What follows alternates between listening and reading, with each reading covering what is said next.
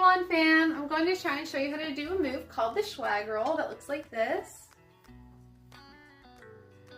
Okay, for this move, you can do it with a short string palm grip, you can do it with a short string finger loop, or you can do it with a long string, but if you do it with a long string, I would suggest using a hand anchor and wrapping it up to a short string length just to practice. And then prereqs for this, it will be helpful if you know how to do a perch. Okay, and that should be it. So to get started, we are going to do a perch on the opposite arm of our tethered hand, across the body, and aim for the bicep. So you want to be about here, the midpoint of the upper arm, okay? So once you're in your perch, now we're going to make a chicken wing shape with this arm. So keep your tether down, bring this hand to the chest, making this chicken wing sort of thing, okay? And you really want this arm to be parallel to the floor. So you don't want it to be drooping, you don't want it to be up here. You really want it to be parallel to the floor. Same with your wrist, keep it all parallel to the floor. And then from here, we're gonna take our tethered hand, and we're gonna pull down on the string, causing the top of the wand to fall until it hits the top of the wrist, okay? So now we have the wand resting across our chicken wing here, on the top of our forearm, top of our wrist, across to the top of our bicep. Okay, from here, we are going to pivot our arm out from our shoulder and also sort of straighten our arm a bit as we go, okay? My tip for this is I sort of use the side of my hand, so you can lift your hand up a little bit in this chicken wing and use this as sort of a shelf to push the wand outward, okay? So pivoting from the shoulder out, sort of straighten your arm a bit. And I keep a slight bend in my elbow. You don't want to straighten it all the way. If you straighten it all the way, your wand will just simply fall off in one way or another. And so the amount that you straighten is a little bit different for everyone because everyone's wand length is different, everyone's arms are different, and everyone's string length is different. So this is just going to take a little practice and working the move to cater to you and like your setup. So practice this until you get it, and honestly see if you can just drop your palm or see if you can, if it's just resting on your arm, and then you'll know you're sort of in the right spot, okay? So once you get this down, we're going to take our tethered hand and we're going to bring it back behind our head. So over, across, behind. So this is what it looks like. I'm holding this behind my neck, okay? And now we are going to pull on this tether. And you can still use this arm and you can like guide the wand still as you pull, and you can sort of lean forward so you're sort of creating a shelf in the back of your neck. And I sort of pull forward before I pull out totally. So I'll show you this from the side and the back then, but you're pulling across and you really want the wand to make contact with the top of this forearm here. And then you're going to extend out so you're in the same like the extended chicken wing position as we were on this side.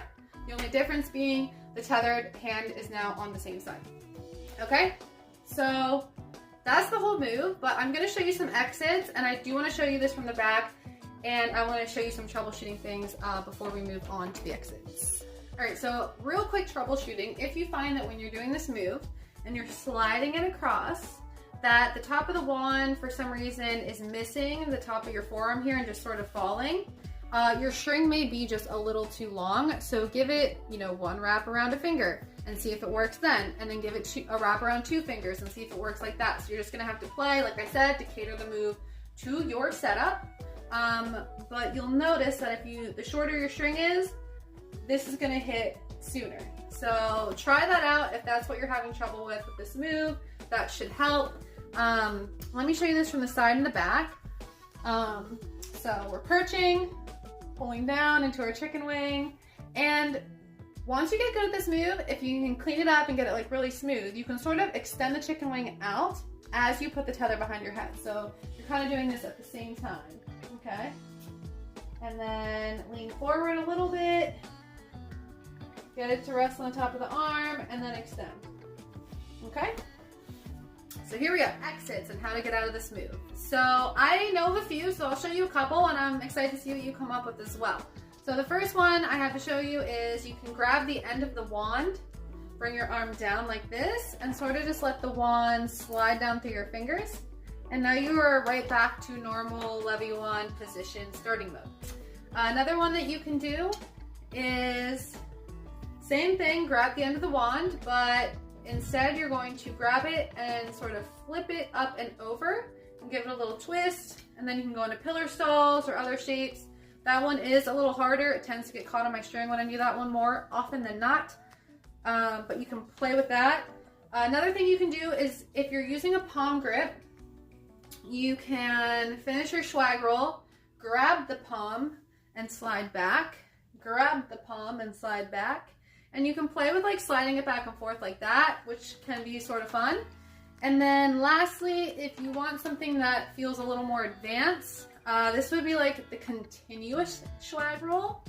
So you do your Schwag Roll. When you get here, you're going to bring your chicken wing back in.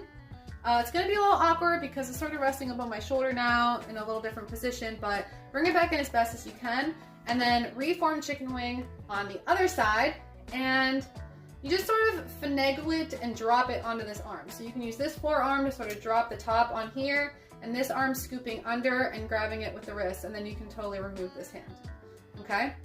And then from here, you're going to want to bring your tether behind your head as you re-extend over the top, and then keep going. So bring the chicken wing in, finagle it over, like that. And it feels awkward and it's a little weird, but once you really get used to it, you can almost just sort of pop the wand over on the other side. It takes practice.